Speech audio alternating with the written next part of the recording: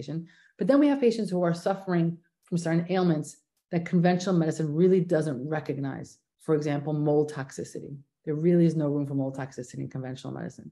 Lyme, there is room for Lyme, but only if you meet a very specific criteria, and then the treatment is antibiotics. But in functional medicine, we recognize that there's a lot of tick-borne diseases and that there is such a thing as chronic Lyme. It's not really accepted in conventional medicine. So you're either in a state of pre-disease, I don't feel gooditis, or dealing with something that there's absolutely no tools to find in conventional medicine. And that is probably many of your listeners.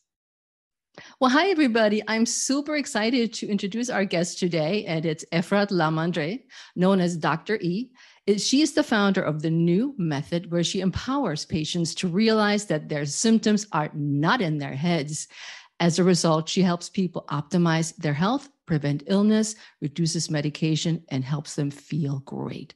Dr. E also sits on the board of trustees for Staten Island University Hospital, serves as the president of the Nurse Practitioner Association. In addition, Efrat owns a primary care practice called EG Healthcare, a medical scribe company, Hawk Scribe, and an education company, EG Prep. She's also the host of the KnewMethod podcast. And last but not least, she's the author of the book titled It's Not in Your Head. Welcome to the show, E. Thank you. I haven't heard that bio yet, so that's nice. It's pretty good, right? I was like, oh my God, I hope I can say all of this. Thank you. It's a pleasure to be here. It's a pleasure. So what are you most passionate about? Oh, that's a good one. What am I most passionate about? I am most passionate about, in terms of the KnewMethod, I'm most passionate about empowering patients to realize that their symptoms are not in their head. That's why I wrote the book that way. I love the book. And I mean, I came across you on Instagram and I was following you, and I loved the message you had, because in my practice as a coach, I come across all these people coming in saying, Heike, what do you think? What do you think it is? I'm like, well, I'm not a doctor. How do I know? But you're like, you know so much, and I have this and that, and I don't know what it is. What do you think? I was like, well, and, we're trying to figure it out, and that it's not in their head. And that one of the topics we also talk about is fibromyalgia, that ties into a whole bunch of other systemic diseases that we have no answers for, and we get the roundabout from our doctors. Yeah. So, I mean, you touched on a lot of things. The first part is, well, what do I do? How do I know what's going on? And then you also touched about getting like maybe a run around from our doctors. I just want to say this. It's not that the doctors necessarily are giving you a run around. It's that, because no one goes into med school to harm others. There's no conspiracy, right? Like all my colleagues are, these are smart humans that dedicate at least 10 years of their life to go to school. But everyone has a limited set of tools. And so you can go to one doctor and they will apply their tools, and the next I'll apply their tools. And it may just be that you haven't found the person with the right tools, but they're not necessarily giving you the runaround. And the reason I say that is because my first practice, EG Healthcare, I practiced conventional medicine. And if you would have come to me 7 years ago with some of the things I treat now, I would have been like, I don't know what this is. Your labs are fine. I was guilty of the same thing. It took a personal experience to realize the limitation of conventional medicine, because we never learned that there was a limitation. And then to go back to school and unlearn some things, learn some new things, and bring it back to my patients. So I always want to say that, because there's no malice on the part of the doctor. It's just we all learn what we learned. You can't go to an electrician and ask for plumbing. Very true. And I'm glad that you're addressing it this way, because it is true. How will we know everything? Even in my field, I don't know about everything. I Google, but I don't know everything. And it's good that we have so many different specialties that we can go and hone in on different things. But where I want to backtrack a little bit is you didn't start out being a healthcare practitioner. You got a degree in English literature. I Oh my saw. God, how far back did you go? Oh, I read everything. I was like, oh, what can I find out about my Where did you even guest? find that? I don't even know where that is. It's in your book. It is in your It's in my book. book. I can't even It's know in I your wrote that. book. That's so funny. Oh, you're the first one who's ever asked me about that. And so that's good because I'm feeling so confident in a podcast, and that it's the first time I got asked this question. It's good. Keep me on my toes. Yeah. So like a million years ago, so I'm 50 now. So my first degree was in my 20s, was English lit. And but then I didn't do much with that. I stayed home. I raised my kids, and it was later on that I became a nurse and a nurse practitioner. And that's when I opened up EG Healthcare. So it was a career post kids. Wow, you took me back. That's awesome. And yeah, so EG Healthcare is it's local. It's here in Staten Island, New York. We serve over 15,000 patients locally, and we do primary care, which is basically what you experience at your doctor's office. And it's guideline-driven medicine, and and all primary care for anyone who's listening, or all conventional medicine for anyone listening, is always going to be find the pathology and then treat it, right? Find the diagnosis and treat it. So let's just go for an easy one. Find diabetes, give diabetes medication. Find the hypertension, give it blood pressure medication. But if you are one of the people who have symptoms, but you don't meet the criteria for a diagnosis, conventional medicine is not for you. And this is the land of, I don't feel good-itis, but all my labs are fine. And that is when you need to kind of say, first of all, it's good that they didn't find any pathology. That's a good thing, right? It's good that no one found that you're sick, but it's annoying because you're like, but I really don't feel well. And that's when you start feeling like the system's against you. It's not against you. As I said, it just doesn't have the tools. So that's when you turn to someone like me or functional medicine provider. And what we do is we say, okay, these symptoms are here, and you may not have a medical diagnosis yet, but either you are what I call pre-disease. So it takes years to be diagnosed with autoimmunity. You're not, one of the reasons that people feel like getting the runaround, and, they might be getting lab tests for 5 or 10 years, is because the blood markers, the serological markers, don't necessarily turn on. They'll turn on years after the patient is not well. So you'll be unwell for a really long time, normal labs, and then 10 years later, the labs will change, and that doctor will be like, hey, guess what you have? You have lupus. And you'll say, I knew it. I felt it for the past 10 years. Yeah, but 10 years ago, your markers weren't positive. So a lot of my patients who come to me are saying, I don't feel good, but I have no markers. So in functional medicine, we kind of say, well, we don't really need to wait for those markers because we're not prescribing medication, right? The medication is when you're in conventional medicine, but we still want to adjust your headache, your joint pain. There's still a trigger. There's inflammation going on. We don't need to wait for it to have a name. So we can intervene and start doing interventions to help those symptoms, because do you really care what it's called if at the end of the day you feel better, if the headache goes away and the joint pain goes away, and maybe we've averted ever getting a diagnosis 10 years from now, then we won, right? So we have patients like that. And then we have patients, so we have this pre-disease patient, which is about finding the inflammation and calming down the inflammation. But then we have patients who are suffering from certain ailments that conventional medicine really doesn't recognize. For example, mold toxicity. There really is no room for mold toxicity in conventional medicine.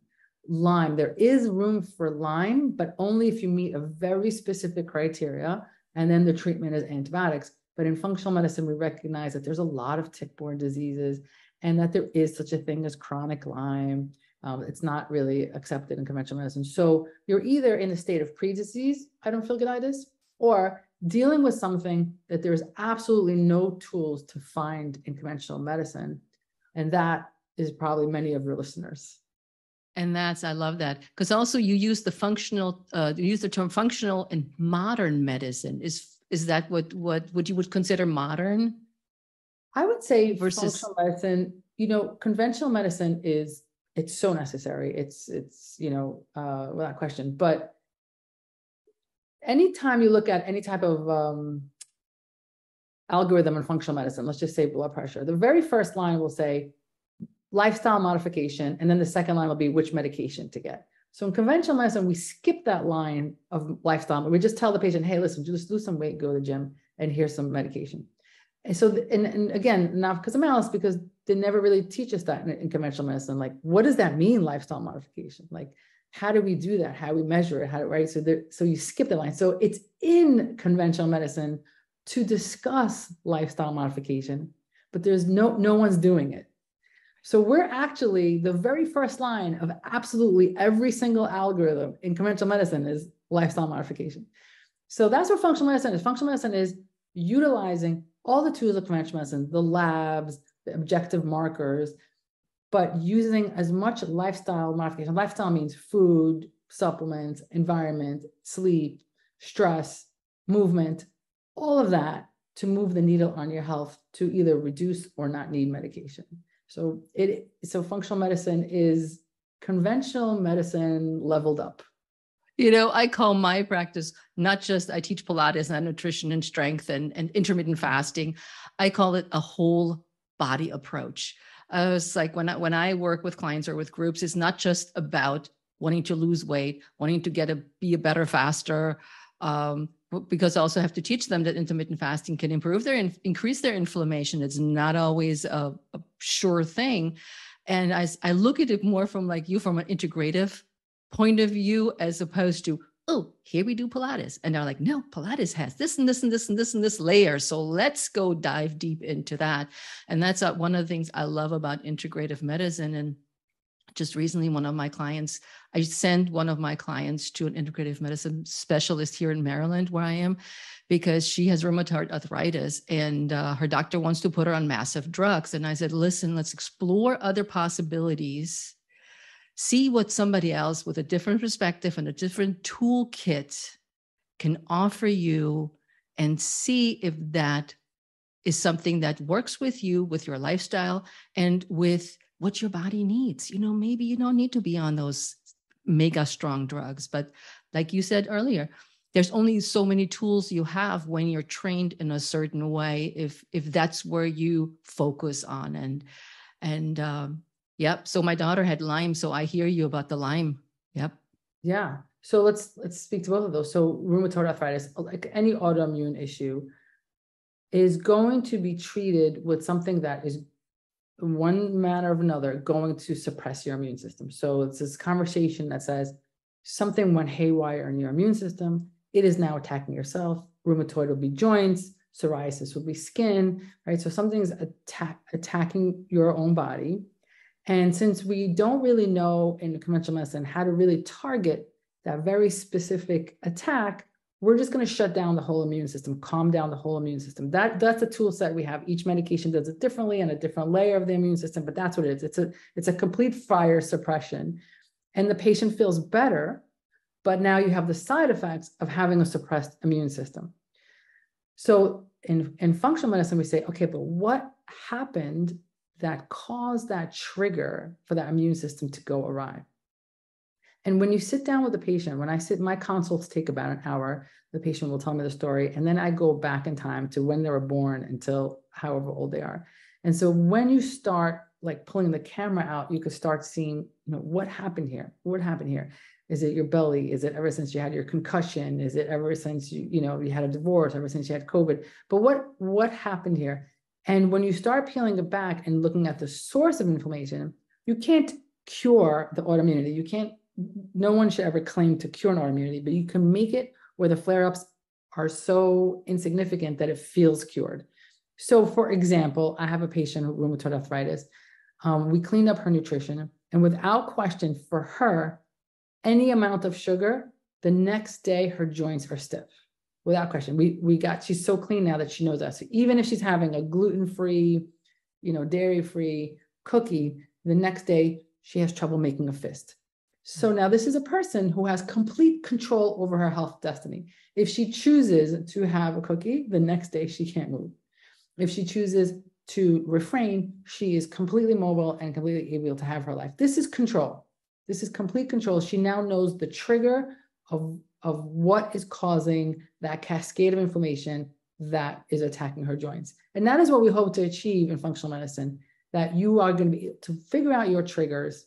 And then you can decide, right, if you're going to partake in those triggers or not. But now you are in control of what's happening. And that it's a very different approach than just suppressing the whole system. Yeah, yeah. And it's always what I tell my clients as like you said, the cookie is a good example because it's exactly what this client did. And she says, oh, I had this gluten-free cookie and, my hands are really, I'm like, well, I'm here for Pilates for you, but this is not my department. But I always say, you choose. Either you choose healthy or you choose not healthy, or in a sense for your body. Do I want to do something for my health? Is it important enough? Or am I not that important that I say, I blow off the cookie and I deal with the pain? Same thing. Yeah. And sometimes you're going to want the cookie. There's a celebration. And that's fine. So then that come Monday morning would not be a good day to plan a big presentation at work. You plan accordingly, just like you wouldn't show up for your exam after a night of drinking. You probably don't want to show up for an event after a weekend of having, nutrition that doesn't work for you, but you're still in control. You can make those decisions 100%. And then you mentioned your daughter with Lyme. Lyme is one of those things, again, conventional medicine has a very specific test. And if it doesn't pass that test, you are negative. And then it has one treatment, which is antibiotics. And then there is no conversation of chronic Lyme. It's done, it's treated, it's finished. And that's simply not true.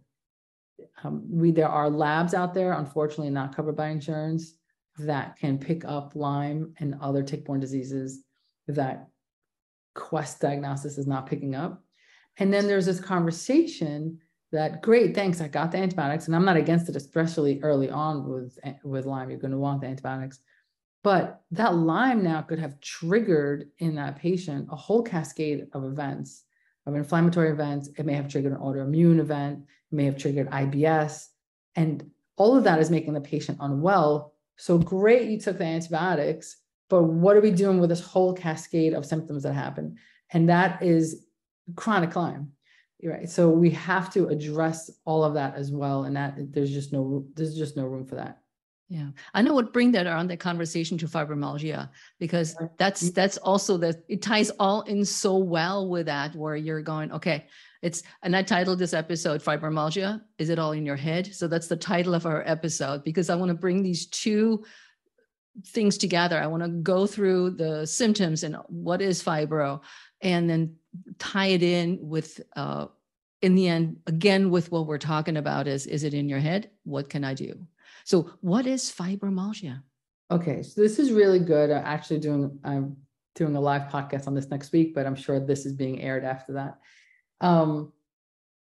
So I get a lot of slack when I say this, and TikTok got very mad at me. Poor you. It's okay. It's all right. But here's the sentence, and then before anyone who's listening gets triggered, you have to listen to the explanation. Fibromyalgia is not an acceptable diagnosis. Now, that does not mean that your symptoms are not real. I literally wrote a book called It's Not in Your Head. So those people on TikTok who, after that sentence, started attacking me clearly did not hear the last 3 minutes of the whole video, right? They only listened to 30 seconds. So it's not an acceptable diagnosis because you should want more for yourself. So what is fibromyalgia? Fibromyalgia is constellations. It's primarily a pain syndrome. It's a constellation of people who are in pain, just different categories and areas of pain. So pain is kind of like the mainstay of it. And then there are other parts of fibro that are individuals. Some people experience cognitive issues. Some people experience emotional issues. There's this constellation of symptoms, but everything shows up negative. So they have no autoimmune issues. All their blood work is negative. And so it is what we call a diagnosis of exclusion. We excluded everything else. The patient still has these symptoms. So we now call it fibromyalgia. This is really problematic. Some people feel, great, I finally know what I have. No, you don't. You just got a Latin name for your muscles and your joints hurt. Like, you absolutely do not know what's going on with you. And the reason people sometimes get upset is because they think when I say that I think they're making it up. I don't think you're making it up. In fact, I want to double down and keep hunting. And when you accept the diagnosis of fibromyalgia, what you don't understand is that from this point on, every time you go into a medical office and say fibromyalgia, the providers are no longer listening to you. Because in the conventional medicine world, they think you're crazy if you're that. It's almost like code word for, okay, this person just complains a lot. Okay, so you're not doing yourself anything by walking into the next doctor's office and saying, yeah, I've been diagnosed with fibromyalgia. First of all, that new doctor is not looking for anything else past that. And second of all, they pretty much are in the back of their mind, they're saying, no, this person's crazy. So it's such a disservice. It's such a disservice. So what you want to do when you get the diagnosis and say, okay, cool. I really appreciate the fact that you didn't find anything. That's awesome. Now I need to go, like I said earlier, to someone who's going to help me manage the symptoms. Because do you really need a name or do you just want to feel better? Let's make you feel better. And now we have to start exploring. So in my opinion, fibromyalgia is either, again, pre-disease and your markers just didn't catch up, or we're dealing with something altogether different that conventional medicine is never going to find, right? Excuse me. Sorry about that. So you want to keep digging. So the first thing I would do with all of my patients, but certainly my fibromyalgia patients, first thing I do for everyone is clean up nutrition. Even if you think you're clean, there's probably a different level of clean that we could do. Why? Well, first of all, it could be nutritional. It'd be pretty awesome if that was the first answer. Sometimes it is. Sometimes I'm lucky. After like 30, 60 days, patients like, I never felt better. Great, awesome. Let's start talking about reintroductions because we can't stay on a restricted diet forever. But it's a really important, you have to kind of clear the weeds. You have to level the playing field and make sure that before I go hunting for other options, that I've removed other possible, like I don't want to go hunting for mold and you're sensitive to gluten and I didn't remove gluten. Or you're sensitive to legumes and I didn't remove legumes, or dairy. And now I'm hunting over here. And meanwhile, you're eating something every single day that's triggering your fibro symptoms. So you have to level out the playing field. The other reason you level out playing field is because when you are in the most optimized nutrition, whatever comes next is going to require remediation. And I can't remediate you if you're still eating the standard American diet.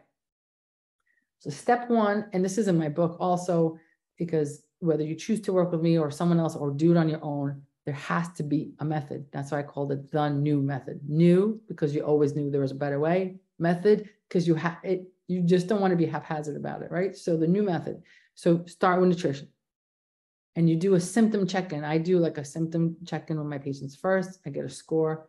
And then you do it again every month. Why? Because you might be really focused on your joint pain that's killing you and not notice that your headache got better or your skin got better, right? So you really want to go symptom by symptom by symptom and say, oh, wow, look, when I changed my nutrition, my skin got better, but I still have joint pain. Okay, cool. So we know that skin's related to nutrition, but maybe not joint. And as you start like kind of doing things line by line, you start getting less and less symptoms and it becomes more and more targeted, right? So then the next step, depending on what's left, I kind of know which test to do next. If we clean it up and everything feels great except for your belly, I'll do a stool test. If everything feels terrible except for your joints, I will recommend that we go for tick-borne disease. If everything is better except maybe fatigue or really sensitive to smells, I'm going to go to mold. But I don't start with the testing. I always start with a clean slate. So I just spoke for many, many minutes. Let me pause and see how that resonates for you. All right. You unpacked a lot because I'm like, I know about fibromyalgia because I have a client that has fibromyalgia and she's telling me that she was diagnosed with the 11 tender points. That when you Google fibromyalgia and tender points, that seems to be the way to diagnose it. The old way. It? So not anymore. So how would you diagnose it to go back for that? So diagnosis of exclusion. Okay. All right. I like that. There is no test for fibromyalgia. The tender points is old school. We don't do that anymore because more people who have fibromyalgia don't have those tender points. So it's a diagnosis of exclusion, which is why it's so problematic.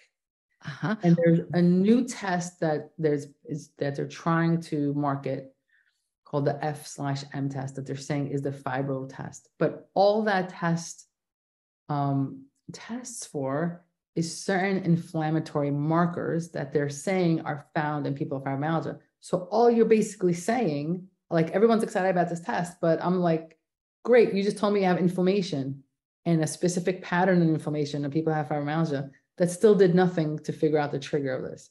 So the problem with fibromyalgia is precisely because it lacks any specific. Rheumatoid arthritis, you have RF factors. Okay. Lupus, you have certain markers. Fibromyalgia is the absence of all markers. This is really cool. I'm glad I picked that topic. So then when you're saying, okay, I have a question, it's like, what are the symptoms of fibromyalgia? Yeah, so everything. That's the problem. That's the right. So it's start like at its base has to be pain, and that's why they started with tender points. Pain is the common denominator for people with fibromyalgia. They're in constant state of pain. But then there's a whole other secondary list of symptoms that people can have, but not everyone has those. So pain is underlying. Some people also have fibrofog, like mental fog. Some people will also have chronic depression, anxiety. Some people will also have skin issues. Some people will also have stomach issues. So it's everything plus pain. Mm-hmm. So they've been just given, maybe if somebody has all these symptoms, she went to a doctor and they said, okay, you have all of this, you probably have fibromyalgia. So we're not sure, but we'll give it a name so we can start somewhere maybe, right? No. No? They don't start with fibromyalgia. They end with fibromyalgia. You come in, they'll test you for everything. You'll get the $1 million workup. Okay. Everything will be negative. And then you get the label of fibromyalgia. Okay. Now I get it. Okay. That's what diagnosis of exclusion means. You've excluded everything else. And then you get fibromyalgia. And that is why it's problematic. Because just because you didn't find, this is my contention, just because you didn't find anything, like fibromyalgia is not a diagnosis. It's an absence of a diagnosis. Go for it. I love the passion about it. I was like, yeah, I get really upset learning because I'm learning. People think I'm pro the patient. I want to help the patient more. Don't accept it. There's more. That's what I'm saying. And it's like you said, I was going to ask you about the fibrofog, which is what I've learned there is, and then the joint pain, and then the tenderness, especially around the neck, and especially around the neck, at least from what I have learned, and it's sort of like neither here nor there, or a very big fatigue. So it could be a chronic fatigue syndrome situation as well, which is, we don't want to dive into chronic fatigue because I can see your face. Well, I can go anywhere you want. Because I was like, this is chronic fatigue. I think is the same issue of being misdiagnosed or not really understanding what people are doing. So. Or have feeling. It's not a misdiagnosis. It's just not enough of a diagnosis. I don't know. It's like looking at a wall with a big hole in it and saying, you have big hole-itis. Great. Then what are you going to do about it? I'm not really sure, but like, that's all it is. Like, it's not a misdiagnosis. Like, yes, fibromyalgia. Fibro means like tissue, and myo means muscle, and algia means pain. You just said my tissues and my muscle hurt, like you just described it, but you've not talked about the cause. You've not talked about what I could do for it. All the medications are just for the symptoms. We give you anxiety medications. We give you like pain medication. So it's not enough. It's not enough. Mm-hmm. It's true. And so when you explained it, and I keep backtracking a little bit again of what you said, process of elimination and process of exclusion. Yeah. Yeah. And it's you have a very different tool set and options than conventional medicine has for that. Yes. So most of my patients who come to me are in that state. Some are called fibromyalgia. Some are just called I don't feel good, are in the state of everything that looks good, but I don't feel good. Mm-hmm. Yeah. So what do you get if somebody comes in and says, which is, like you said, you had a very personal experience with your wife, that when you say, I don't feel good, and I've been to hundreds of doctors, what do I do? I mean, I feel so so helpless. I feel sicker and I don't get better. My treatments are not working. The symptoms are fluctuating. What do I do as a person? Yeah, that's exactly what I was saying. So you have to be methodical about it. You don't want to take every supplement and you don't want to do every test. You have to be methodical about it. So you either find a guide like me or someone like, or try to do it on your own, but make sure it's methodical. So that's why I said you always start with nutrition, always. Because even if it doesn't solve all of your issues, it will probably solve 50% of your issues, like at least. Because there is something that you're likely consuming every single day that you have categorized as safe that is not safe for you. Like I have people who've discovered like avocados are a problem for them. I have people who've discovered that spinach is a problem. These are healthy foods. These are things you're supposed to eat. And for them, they were the cause of their psoriasis or their endometriosis or their IBS. So you must start with nutrition. And you have to, and it's not for a day, at least 30 days, if longer if possible. And then you'd see what symptoms are left. And then you go to the next layer, which is different testing. Well, let me backtrack.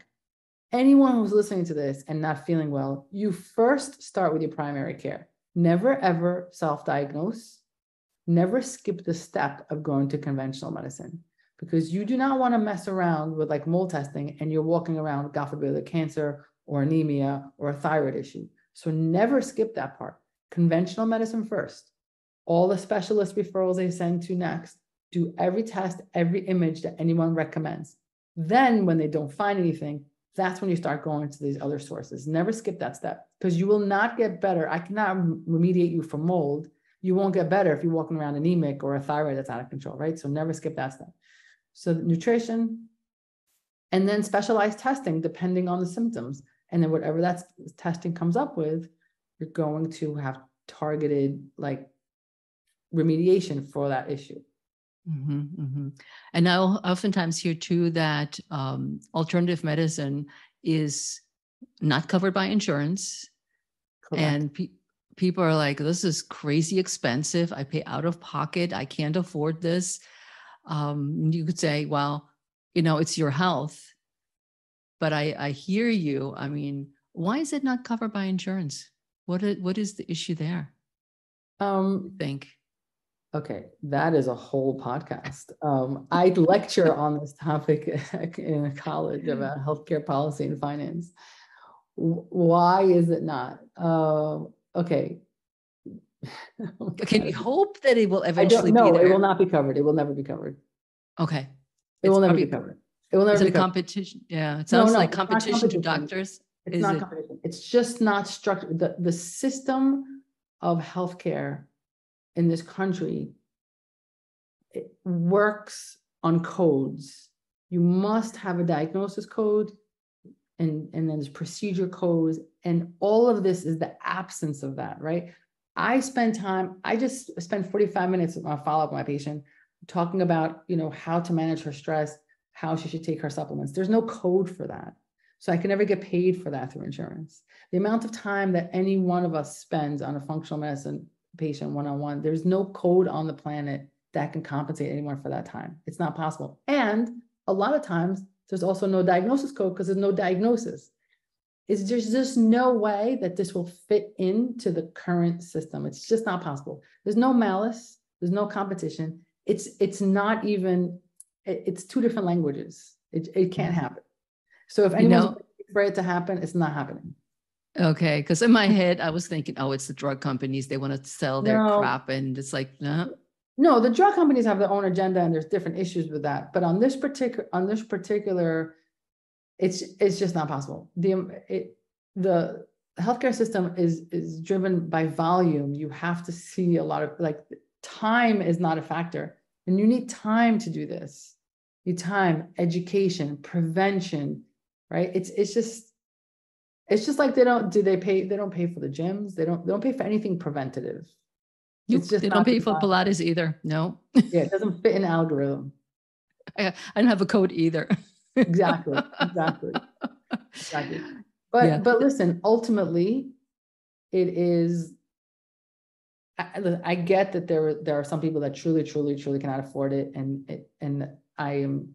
It's unfortunate, and my heart goes out to it. But for many people listening, it's really a matter of priorities and the understanding that you will end up spending this money on the medication that you need 10 years from now, because insurances only cover so much. You will end up spending this money if you don't turn this around. And you will also lose a bit, function. So you won't be able to, be at the top of your career, or you're going to need assistance at home. One way or the other, you are paying this money.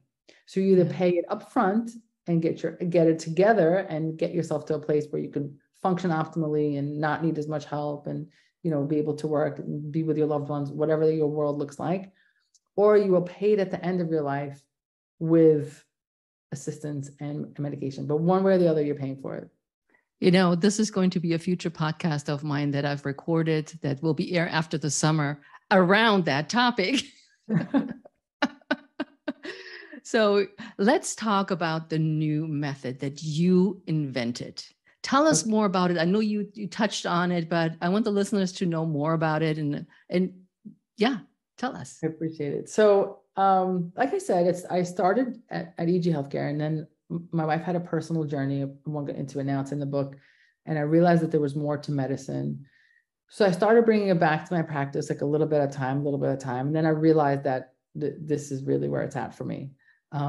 But coming from a place of science, I need everything to be methodical. I need everything to be kind of measured. And I need to really rely on data. I didn't want it to be haphazard. So I created a system where we're really using the patient's symptoms to let us know if the interventions are working, right? Because especially my patients who have normal labs, like, what am I tracking? Or even if you have abnormal labs, if your cholesterol is high, it has nothing to do with how you feel, right? If you have a positive ANA, which is rheumatological factor, like there's nothing to track with that. I also don't track weight, because I have people who are very thin, who don't feel well, and I have people who are heavy and they feel great after working with me for like a few weeks, and they only lost like 5 pounds. So it's just not a scale game either. So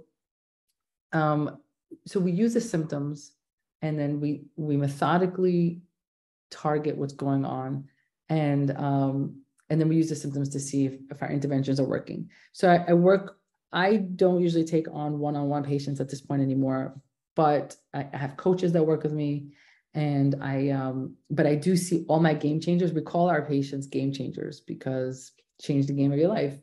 So every single week, I sit on a Zoom for an hour and a half, and whoever is my game changer gets to hop on, ask questions. So I have this constant interaction with them. And it's been so, I can't tell you how gratifying it's been to, just before this, I just did a follow-up, and the patient said to me, my life has changed, not because I have special magical powers. I don't have special magical powers. I just created a system where we could like go line by line and say, oh, your headache got better. Great. This didn't get better. Really. And I really listen.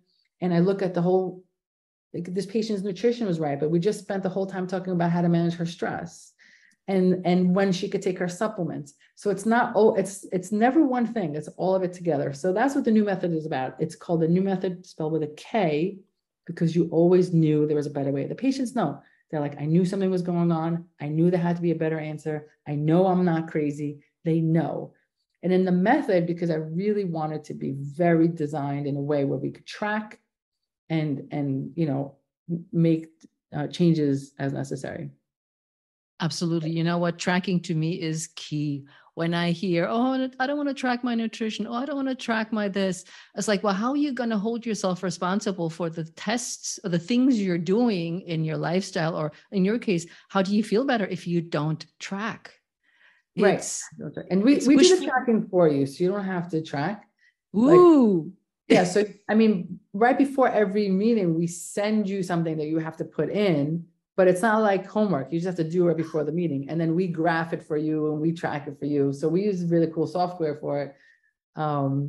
but it's really necessary, because also once you start feeling good, we were just saying that earlier, once you start feeling good, so you forgot that you came in with a level 4 headache. And now you're like, you know what, my elbow is killing me. I really don't feel well. And then we look back and we're like, wow, the headache's gone. The runny nose is gone. You're not clearing your throat anymore. Your stomach ache's gone. We're just down to elbow. Awesome. Let's talk about it. So people forget how good they start feeling. It's very, very true. It's very true. Efrat, what other advice do you have before we close today for our listeners, or action steps or marching orders or whatever you want to call it? What I want to say is that sometimes this is really overwhelming. Listening, if you're listening, you probably is not the only podcast you listen to. You probably listen to other health podcasts. Your page on your social platform is probably full of health advice, and it's overwhelming. So my advice is just start somewhere and start small. It doesn't have to be all or nothing, and it doesn't have to be all tomorrow. Like one small thing. I just talked to someone, she just does Pilates once a week. You know what? A year later, from that once a week of Pilates, her whole core has changed and her back pain has gone away because her core has changed. Just once a week from 0. It doesn't have to be every day, and she can only do it on Sunday. It's the only day she does not working. Or somebody who is just eating, 50% less sugar. Like, yes, it's great if you were sugar-free, but 50% is also good. So just do something small that is sustainable. It is better than going on a 30-day challenge and then going right back to where you were.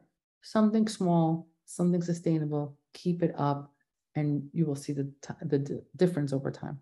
And forgive yourself and love yourself. Oh, yes, please. Efrat, I appreciate you being here and sharing all your wisdom with our listeners on the show. And I'm going to say thank you. Thank you so much. It was a pleasure being here. Thank you.